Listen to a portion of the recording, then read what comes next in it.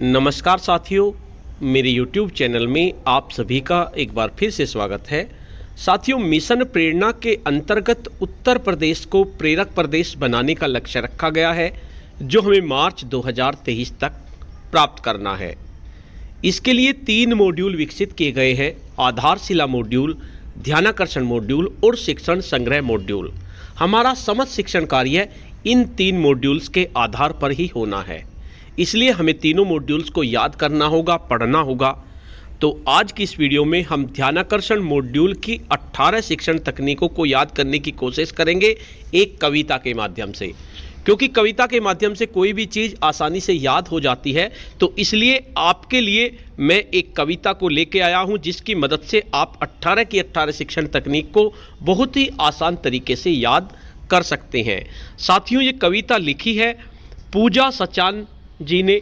ये फर्रुखाबाद जनपद में सहायक अध्यापिका के पद पर कार्यरत हैं और बहुत ही होनहार, बहुत ही मेहनती शिक्षिका हैं।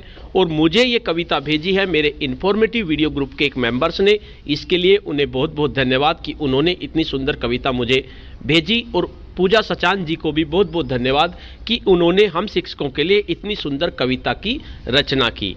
वीडियो को शुरू करने से पहले मैं आपको बता देना चाहता हूं, अगर आप चाहते हैं इस तरह की इन्फॉर्मेटिव वीडियो आपको एक प्लेटफार्म पर मिले, तो उसके लिए मैंने इन्फॉर्मेटिव वीडियो व्हाट्सएप ग्रुप और इन्फॉर्मेटिव वीडियो टेलीग्राम ग्रुप बनाए हुए हैं। आप चाहें तो मेरे ग्रुप से जुड़ सकते हैं। ग्रुप का लिंक आपको वीडियो के डिस्क्रिप्शन बॉक्स में मिल जाएगा, जिस पे क्लिक करके आप मेरे ग्रुप से जुड़ सकते हैं। तो चलिए जानते हैं, देखते हैं किस तरह की कविता बनाई है पूजा सचान जी ने। ध्यानाकर्षण शिक्षण तकनीकें संख्या में 18 हैं।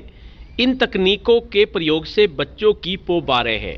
देखिए कितना सुंदर लिखा है कि 18 शिक्षण तकनीक हैं और इनका प्रयोग अगर करेंगे तो बच्चों के तो मजे ही आ जाएंगे। उसके बाद नेक्स्ट है, संसाधनों से पूर्ण कक्ष से शिक्षण कार्य सुगम होगा, शिक्षण गतिविधियां सरल होगी, आनंददायक अधिगम होगा। यानी जो पहली आपकी शिक्षण तकनीक है वो संसाधनों से पूर्ण कक्ष का वातावरण होती है। तो इसमें लिखा है संसाधनों से पूर्ण कक्ष से शिक्षण कार्य सुगम होगा, शिक्षण गतिविधियां सरल होगी, आनंददायी अधिगम होगा। उसके बाद क्या लिखा है, बैठक व्यवस्था कक्षा प्रबंधन अति आवश्यक तकनीक है, विभिन्न क्षमताओं के सब बच्चे अवसर पाएंगे, यह ठीक है। यानी दूसरी जो शिक्षण तकनीक है हमारी वो बैठक व्यवस्था, कक्षा प्रबंधन और बैठक व्यवस्था होती है। बहुत सुंदर तकनीक है और इसमें विभिन्न क्षमताओं के बच्चे, अलग अलग क्षमताओं के बच्चों को इस तरह का अवसर दिया जाता है कि वे पूरे के पूरे अवसर पाते हैं बच्चों शिक्षक से बातचीत करने के। नेक्स्ट है, पूर्व ज्ञान के आधार पर पाठ्य वस्तु प्रारंभ करें, रोचक हो यदि प्रस्तावना तो बच्चे जिज्ञासु तत्पर रहें। यानी पूर्व ज्ञान के आधार पर जब आप पाठ्य वस्तु को प्रारंभ करते हैं और आपकी प्रस्तावना रोचक होती है तो बच्चे जिज्ञासु होकर तत्पर हो जाते हैं। ये आपकी तीसरी शिक्षण तकनीक है, उसका नाम है रोचक प्रस्तावना। उसके बाद नेक्स्ट है, शिक्षण अधिगम सामग्री से सीखना सरल रुचिकर हो, दृश्य श्रव्य सामग्री से अधिगम सदा स्थायी सदा रहे। यानी शिक्षण अधिगम सामग्री से जो सीखना होता है वो सरल हो जाता है, रुचिकर हो जाता है। और अगर आप दृश्य श्रव्य सामग्री का उपयोग करते हैं तो जो अधिगम होता है वो बच्चों में स्थायी हो जाता है। तो आपकी चौथी शिक्षण तकनीक है शिक्षण अधिगम सामग्री का उपयोग। उसके बाद नेक्स्ट है आपका नवाचार रोल प्ले, रोचक खेल कहानी हो, उत्साहित हो बच्चे खूब, अवधारणा समझने में आसानी हो।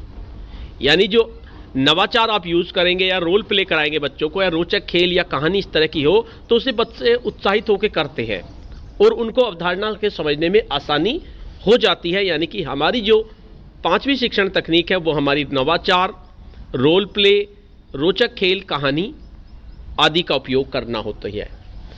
उसके बाद नेक्स्ट है आपकी प्रश्न पूछने का प्रोत्साहन शिक्षक द्वारा जरूरी है, जिज्ञासा से बच्चे प्रश्न पूछे प्रश्न, चिंतन तर्क जरूरी है। यानी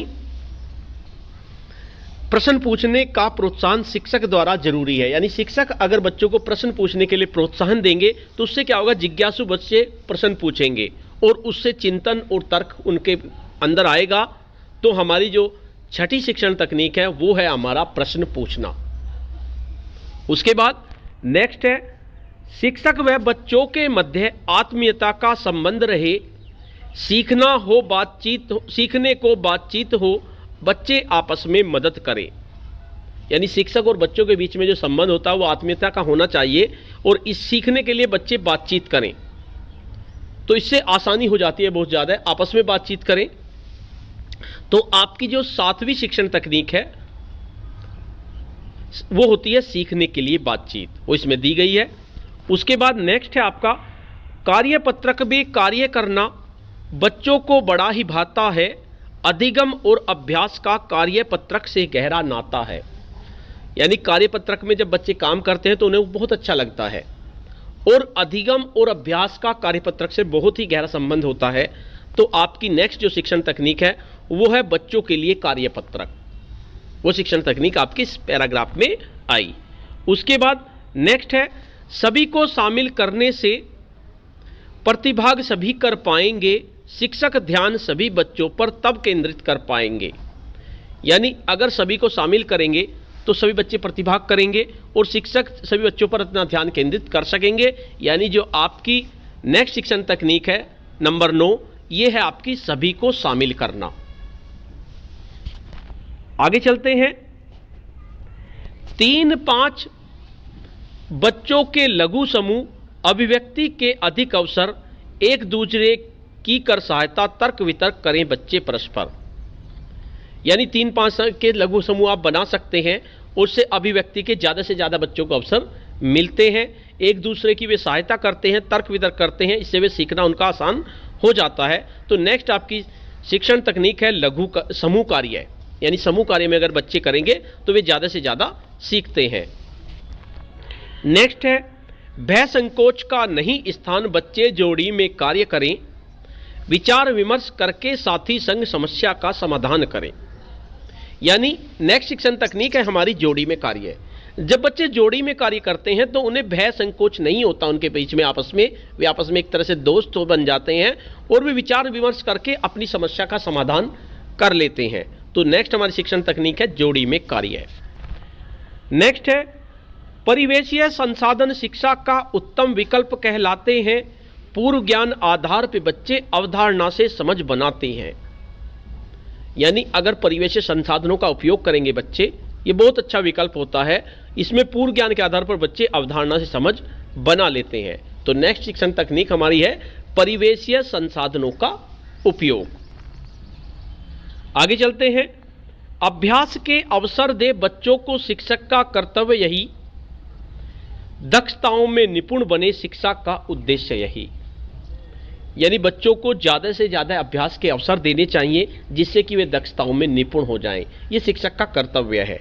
तो नेक्स्ट हमारी शिक्षण तकनीक है अभ्यास के अवसर देना। आगे बढ़ते हैं, पुनरावृत्ति अर्जित ज्ञान की हर बच्चे के लिए लाभप्रद, विविध अवसर व पुनर्बलन से बच्चों की बढ़ जाए समझ। यानी जो अर्जित ज्ञान बच्चों ने किया उसकी पुनरावृत्ति होनी बहुत ज़्यादा जरूरी है, बच्चे के लिए बहुत ज़्यादा लाभदायक होती है। और आप पुनर्बलन देंगे बच्चों को या विविध अवसर देंगे तो उनसे उनकी समझ बहुत ज़्यादा बढ़ जाती है। तो नेक्स्ट आपकी शिक्षण तकनीक है अर्जित ज्ञान की पुनरावृत्ति। उससे आगे चलते हैं, प्रतिपुष्टि हो सकारात्मक तो आत्मविश्वास बढ़ जाता है, प्रतिभाग करते हैं बच्चे मेहनत करना भाता है। यानी अगर बच्चों को आप सकारात्मक प्रतिपुष्टि देंगे तो उनका आत्मविश्वास बहुत ज़्यादा बढ़ जाता है, और जब बहुत ज़्यादा आत्मविश्वास उनका बढ़ जाएगा तो वे ज़्यादा से ज़्यादा प्रतिभाग करेंगे और उन्हें मेहनत करना बहुत अच्छा लगेगा। तो नेक्स्ट आपकी शिक्षण तकनीक है सकारात्मक प्रतिपुष्टि देना। उसके बाद नेक्स्ट है, शैक्षिक भ्रमण स्थलीय अवलोकन प्रत्यक्ष अनुभव देते हैं, तथ्य स्पष्ट हो जाते हैं, पुस्तकीय ज्ञान पुष्ट करते हैं। यानी अगर आप शैक्षिक भ्रमण करवाएंगे बच्चों को, स्थलीय अवलोकन वे करेंगे, प्रत्यक्ष अनुभव उन्हें मिलेगा और इसके साथ साथ जितने भी तथ्य होंगे उनको स्पष्ट हो जाएंगे और वे पुस्तकीय ज्ञान की प्रतिपुष्टि करते हैं, जो उनको अनुभव होंगे, प्रत्यक्ष अनुभव होंगे। तो नेक्स्ट आपकी शिक्षण तकनीक है शैक्षिक भ्रमण। आगे चलते हैं, सरल कठिन का भेद समझते, सरल से कठिन को जाते हैं, स्वयं अनुभव करते हैं, समझ को निर्मित करते हैं।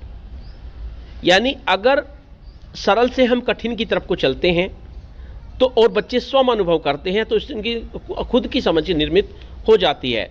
तो नेक्स्ट आपकी शिक्षण तकनीक है सरल से कठिन की ओर।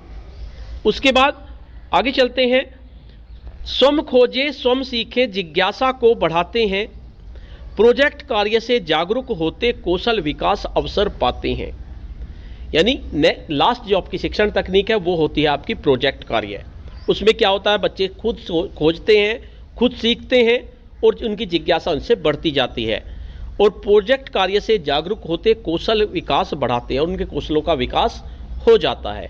तो साथियों, ये हमारी 18 शिक्षण तकनीक हैं जो आपको याद करनी है। इस कविता के माध्यम से आप इनको आसानी से याद कर सकते हैं। ये बहुत ही सुंदर कविता लिखी है पूजा सचान जी ने, इसके लिए उन्हें बहुत बहुत धन्यवाद कि उन्होंने इतनी सुंदर कविता शिक्षक साथियों के लिए लिखी। और मेरे उन इन्फॉर्मेटिव वीडियो ग्रुप के मेंबर्स को भी बहुत बहुत धन्यवाद जिन्होंने मुझे तक ये कविता पहुंचाई, जिससे कि मैं उसको अपने चैनल पे अपलोड कर सकूं और आप सभी लोगों को इसका फ़ायदा हो सके। तो साथियों, अगर आपके पास भी इस तरह का कोई मटेरियल है जिससे शिक्षक साथियों का भला होता हो तो वो मुझे पहुंचाइए, मैं उसको अपने चैनल पे अपलोड करूंगा जिससे कि ज़्यादा से ज़्यादा शिक्षक साथियों का फ़ायदा हो सके। तो साथियों, आज की वीडियो में इतना ही। आपको ये वीडियो कैसी लगी? अगर आपको ये वीडियो अच्छी लगी तो इस वीडियो को लाइक कीजिए, शेयर कीजिए और वीडियो पे कमेंट्स कीजिए। और अगर आप मेरे चैनल पे नए हैं, पहली बार मेरे चैनल को देख रहे हैं, तो चैनल को सब्सक्राइब कर लीजिए और बेल के आइकन को प्रेस कर दीजिए जिससे कि आपको नेक्स्ट वीडियो का नोटिफिकेशन मिल सके। धन्यवाद।